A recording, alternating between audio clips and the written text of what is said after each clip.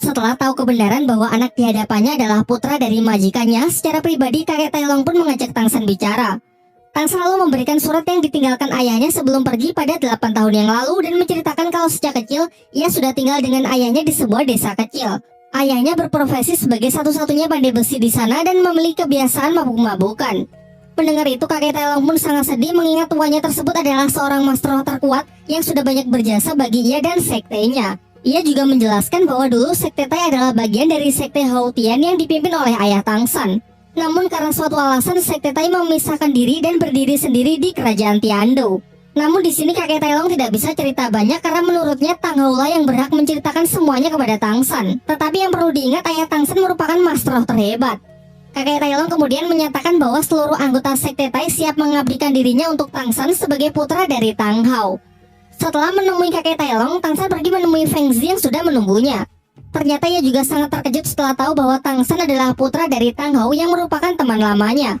Namun sama halnya dengan kakek Tailong, Feng Zi juga enggan menceritakan banyak karena menghormati Tang Hao yang pastinya punya alasan tersendiri untuk menyembunyikan identitasnya dari Tang San. Beralih membicarakan mengenai senjata rahasia.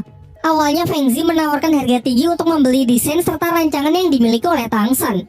Namun Tang San menolak untuk menjualnya karena menurutnya hasil pemikiran dan penelitian untuk menciptakan sebuah senjata rahasia benar-benar tak ternilai dan ia tak berniat menjualnya kepada siapapun. Sehingga ia hanya menawarkan kerjasama kepada Feng Zi untuk menyiapkan semua bahan-bahan yang diperlukan, sementara untuk perancangan dan perakitan akan dilakukan oleh pihak Tang San sendiri.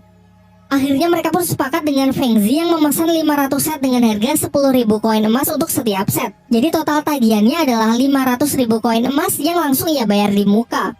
Sekembalinya ke asrama, teman-teman yang lain sudah menunggunya. Oishiki dan Mang Hoju dengan konyolnya memperebutkan uang 500.000 milik Tang San.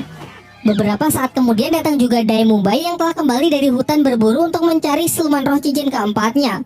Ia pun sangat berterima kasih kepada Tang San karena berkat tanaman obat bunga krisan, proses kultivasinya berjalan sangat lancar hingga ia kini telah mencapai level 43. Tak lama setelah itu, Master Xiao memanggil Tang San untuk datang ke ruangannya. Master Xiao menjelaskan bahwa sebenarnya ia sudah tahu sejak awal mengenai identitas dari ayah Tang San. Ia lalu juga menceritakan mengenai kedatangan Tang Hao di hari pertama Tang San masuk ke Akademi Sri Lanka. Kala itu, Guru Zhao menyulitkan seluruh murid Akademi Sri Lanka dalam ujian masuk. Di malam harinya, Tang Hao yang merasa kurang senang mendatangi Guru Zhao dan menghajarnya hanya dengan tangan kosong. Lalu Tang San mengajukan dua pertanyaan yang hingga kini masih mengganggu pikirannya, yaitu mengenai siapakah identitas ibunya dan mengapa dulu Master Xiao melarangnya untuk menambahkan cincin roh ke roh pelindung palu Hotiannya. Pertanyaan pertama, Master Xiao tidak bisa menjawabnya karena ia juga tidak tahu. Sangat sedikit informasi mengenai istri Tang Hao tersebut. Namun mengingat Tang San mewarisi roh pelindung rumput biru peraknya, kemungkinan besar ibunya hanyalah orang biasa. Sementara untuk alasan mengapa ia melarang Tang San menambahkan cincin roh ke dalam roh pelindung palu Hotian, hal ini berkaitan dengan keselamatan Tang San itu sendiri. Ia menjelaskan bahwa dalam sejarah dunia dahulu tercatat sejauh ini hanya ada 3 pemilik roh pelindung ganda termasuk Tang San. Sayangnya orang pertama mati setelah mencoba menambahkan cincin roh ke dalam kedua roh pelindungnya. Menurut teori Master Xiao, hal ini bisa terjadi karena adanya benturan dari kekuatan siluman roh sehingga tubuh yang menjadi wadah menjadi hancur. Namun dengan alasan yang tidak pasti, orang kedua berhasil melakukannya tanpa melukai tubuhnya sendiri. Ia menduga hal ini mungkin berkaitan dengan ketahanan tubuh. Maka dari itu ia ingin Tang San melatih tubuhnya terlebih dahulu sampai cukup kuat untuk menahan benturan kekuatan siluman roh yang terjadi. Sementara untuk alasan lain, sebenarnya ia dan Tang Hao memiliki rencana untuk mengisi palu Hotian milik Tang San dengan seluruh cincin roh dari siluman roh berusia puluhan ribu tahun. Tetapi tentu saja hal itu hanya bisa dilakukan jika tubuh Tang San sudah benar-benar kuat. Selain melatih ketahanan tubuh, Master Xiao juga masih memiliki rencana cadangan, yaitu dengan mengalihkan seluruh kekuatan siluman roh ke dalam tulang roh untuk sementara saat proses kultivasi sedang berlangsung agar keduanya tidak berbenturan. Akan tetapi Master Xiao menyarankan Tang San agar tidak memusingkannya terlebih dahulu dan lebih baik fokus saja untuk mempersiapkan diri dalam turnamen Akademi Roh yang kurang dari setengah tahun lagi akan dimulai. Bicara soal turnamen roh, Tang San sebenarnya cukup khawatir dengan Xiao karena enggan untuk memakan tanaman obat darinya, sehingga Xiao adalah satu-satunya orang di tim yang belum mencapai level 40. Di malam harinya saat Tang San berjalan dengan Xiao, ternyata tadi siang Xiao menguping pembicaranya dengan Master Xiao mengenai Tang San yang mengkhawatirkan dirinya. Untuk meyakinkan Tang San kalau ia tidak akan menjadi beban tim, Xiao pun menantangnya untuk berduel 1 lawan 1.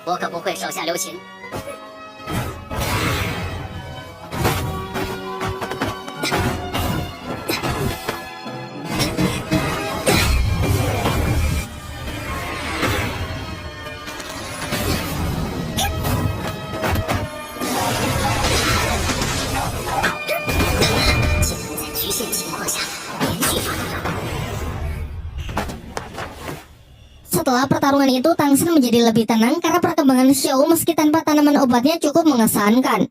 Xiao kemudian meminta kepada Tang San untuk membantu menyisirkan rambutnya yang berantakan pasca pertarungan tersebut, menggunakan sisir yang ia katakan adalah satu-satunya peninggalan dari ibunya yang meninggal saat ia masih kecil. Xiao teringat ucapan ibunya di kala ia masih kecil yang berharap agar kelak Xiao bisa bertemu dengan seorang pria yang benar-benar menyayanginya. Singkat cerita, tiba hari di mana para murid Akademi Sri Lanka telah siap untuk mengupgrade kekuatannya. Semuanya pun berangkat menuju hutan berburu untuk mencarikan siluman roh untuk semua murid kecuali Dai Mubai karena sudah lebih dulu naik level 40 dan Xiao yang tidak ingin memakan bunga dari Tang San. Perburuan berlangsung hingga larut malam, namun belum ada satupun dari mereka yang sudah menemukan siluman roh yang cocok. Oleh karena itu mereka memutuskan untuk bermalam di tengah hutan dengan berjaga secara bergantian. Dai Mubai yang mendapatkan tugas berjaga meminta Master Xiao agar beristirahat karena melihat gurunya tersebut yang nampak sangat lelah. Sebenarnya alasan Master Xiao tetap terjaga karena ia masih belum punya keberanian untuk mendekati guru Liu Erlong yang mana sedang tidur di tenda yang sama. Ketika Master Xiao mulai berbaring, guru Liu Erlong yang tidur di sampingnya tiba-tiba memeluknya dari belakang, lalu sambil menangis Liu Erlong meminta agar Master Xiao jangan meninggalkannya lagi. Tak lama setelah Master Xiao masuk, di luar secara tiba-tiba mereka diserang oleh seekor siluman roh berjenis kalajengking yang memiliki serangan berelemen api. Liu Erlong yang sedang sangat emosi pun bergegas keluar untuk menghajar habis-habisan siluman roh tersebut sendirian.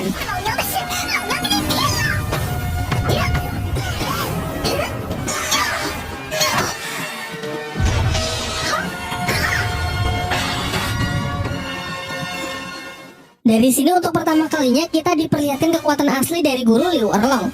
Salah satu skill terkuat dari cincin roh ketujuhnya pun ia tujukan, yaitu monster berwujud naga api biru. Bahkan karena saking mengamuknya, Flander pun berpikir kalau Liu Erlong terlalu berlebihan dalam menggunakan kekuatannya, padahal lawannya hanya siluman roh berusia 4000 tahun.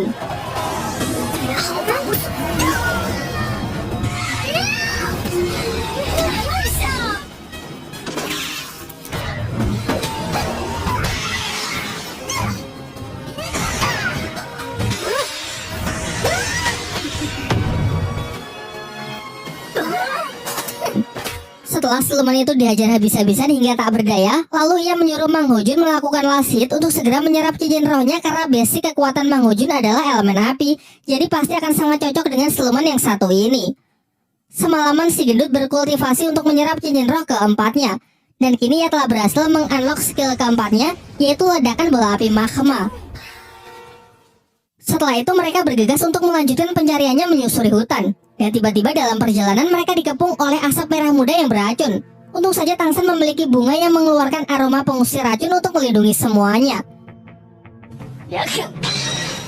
Dengan mata iblis ungunya ia dapat melihat bahwa ternyata mereka telah dikepung oleh ribuan kalajengking merah muda, jenis siluman roh dengan racun mematikan, dan selalu melakukan penyerangan secara berkelompok bersama sang ratu kalajengking yang bertindak sebagai pemimpin. Mereka menduga kalau ratu kalajengking ini mungkin adalah pasangan dari kalajengking api yang mereka kalahkan semalam, sehingga sang ratu kini merasa sangat marah dan ingin menuntut balas.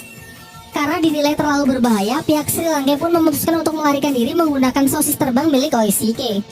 Namun belum juga jauh terbang, guru Liu Erlong yang masih sangat emosi dengan kejadian semalam melampiaskannya dengan menghajar seluruh pasukan kalajengking tersebut.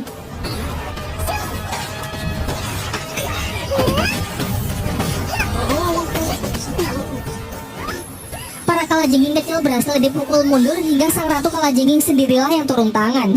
Sementara pihak Sri Lanka memerintahkan Tang San dan Mang Hojun maju menggunakan serangan kombinasi sekalian untuk mencoba seberapa kuat skill baru dari pemilik roh pelindung burung phoenix tersebut. Langkah pertama, Tang San melempar skill jaring laba-labanya untuk mengunci pergerakan musuh. Sementara Mang Hojun berusaha mendekat sembari mengumpulkan energi roh untuk melepaskan skill terbarunya, yaitu ledakan bola api magma.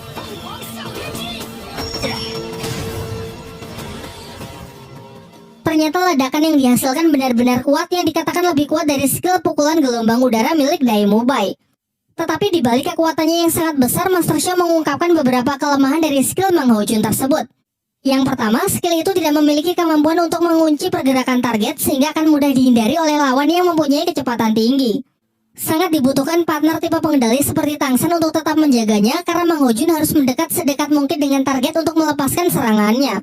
Selain itu, yang menjadi kelemahan kedua adalah konsumsi energi yang begitu besar, bahkan hampir 50%, jadi akan sangat beresiko karena jika skillnya mengalami miss, maka dengan mudah lawan bisa melancarkan serangan balasan.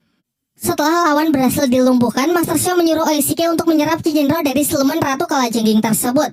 Sembari menunggu, Flander bertanya kepada Master Xiao kapan waktu yang tepat untuk mulai menambahkan cincin roh ke dalam palu Houtian milik Tang San. Menurut Master Xiao, agar lebih aman setidaknya ia harus menunggu sampai Tang San mencapai level 80. Di samping itu, Master Xiao juga berencana menemui seseorang untuk menanyakan perihal masalah tersebut kepada seorang Master Roh yang juga memiliki roh pelindung ganda.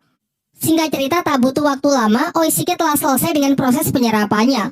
Skill keempat yang ter-unlock adalah sosis pembakar semangat, di mana orang yang memakainya akan mengalami peningkatan kekuatan sebesar 10% selama 5 menit, baik kekuatan fisik maupun kekuatan roh pelindung. Awalnya teman-temannya berpikir kalau hanya 10% maka pasti tidak akan terlalu berpengaruh. Namun Master Xiao menjelaskan bahwa jika skill tersebut digunakan pada timing yang tepat, maka pasti akan menjadi sangat powerful. Mirip dengan skill tim yang pernah mereka kalahkan sewaktu mengikuti pertarungan arena roh. Tetapi bedanya, skill dari Oishike ini tidak memiliki efek samping yang berbahaya.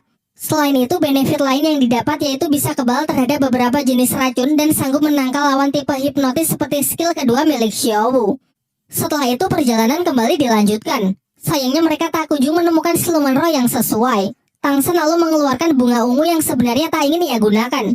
Bunga ini bisa menyebarkan aroma untuk memancing siluman roh agar mendekat. Namun bahayanya, kemungkinan tak cuma satu siluman roh yang akan datang, melainkan bisa saja sekelompok siluman yang sangat kuat. Untuk mengantisipasi kemungkinan terburuk, Master Xiao berencana untuk menciptakan sebuah perangkap, yaitu dengan meletakkan bunga tersebut di ruang terbuka sebagai umpan, dan akan memanfaatkan area beracun untuk menjadi tempat berlindung jika siluman roh yang datang sangat kuat dan sampai tak bisa diatasi. Sementara untuk kekebalan tubuh, Tang San memberi semuanya pil khusus yang memiliki efek anti racun selama 1 hari. Siluman roh pertama yang terpancing datang adalah siluman harimau malam. Mereka pun bekerja sama untuk memburunya karena pasti siluman jenis ini akan sangat cocok untuk Swing.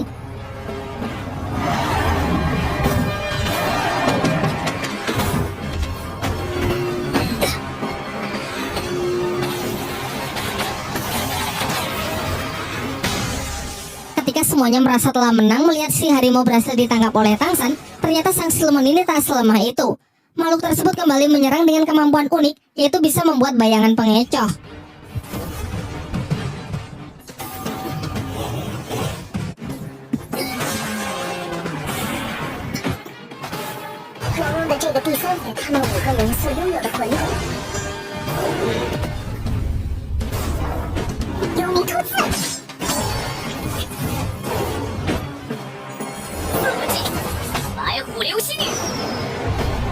Singkat cerita, berkat kerjasama yang sangat baik, siluman harimau pun berhasil dilumpuhkan. Namun tak lama setelah itu, para siluman lain yang sama kuatnya mulai berdatangan menyerang pihak Sri Lanka.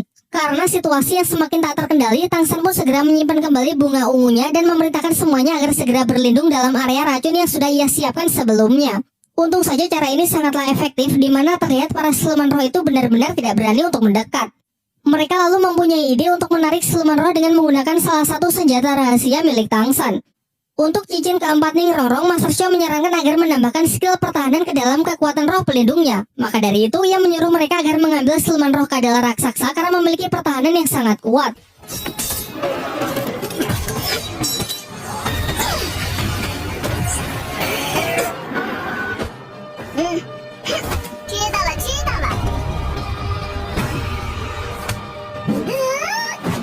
Upayanya berjalan lancar, siluman Kadal itu berhasil mereka lumpuhkan.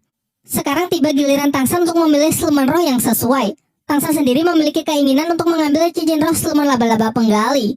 Namun keinginannya tersebut mendapatkan tantangan keras dari Master Xiao karena resikonya terlalu tinggi. Sudah jelas Tang San tahu kalau siluman laba-laba penggali itu berusia lebih dari 10.000 tahun, yang mana kekuatannya terlalu besar untuk bisa diserap oleh kapasitas tubuh Tang San saat ini. Ia menyarankan agar Tang San mengambil siluman laba-laba berwajah manusia saja yang berusia 6.000 tahun karena menurut Master Xiao itu sudah lebih dari cukup. Tetapi Tang San yang sangat ambisius tetap ingin mengambil siluman pilihannya sendiri. Ia meyakinkan para gurunya bahwa ia harus mendobrak batasannya mengingat lawan yang nantinya mereka hadapi dalam turnamen Akademi Roh pasti akan sangat kuat. Dan jika ia tak mempersiapkan diri dari sekarang, maka ia tak yakin akan bisa bertahan. Semuanya pun sudah tidak bisa berkata apa-apa lagi dan hanya bisa percaya dengan keyakinan yang dimiliki oleh Tang San. Kemudian Guru Zhou dan Flander secara bersamaan mengarahkan senjata ke siluman tersebut. Namun ternyata siluman itu cukup pintar yang mana ia sengaja menangkisnya dengan jaring untuk menangkap pihak Tang San.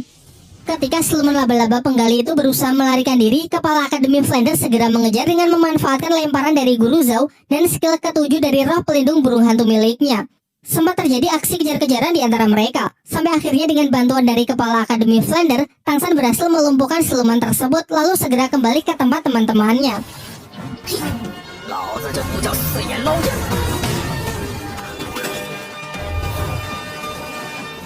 Sementara itu di tempat teman-temannya, siluman laba-laba berwajah manusia ternyata mengamuk dan berhasil menyerang Xiaowu.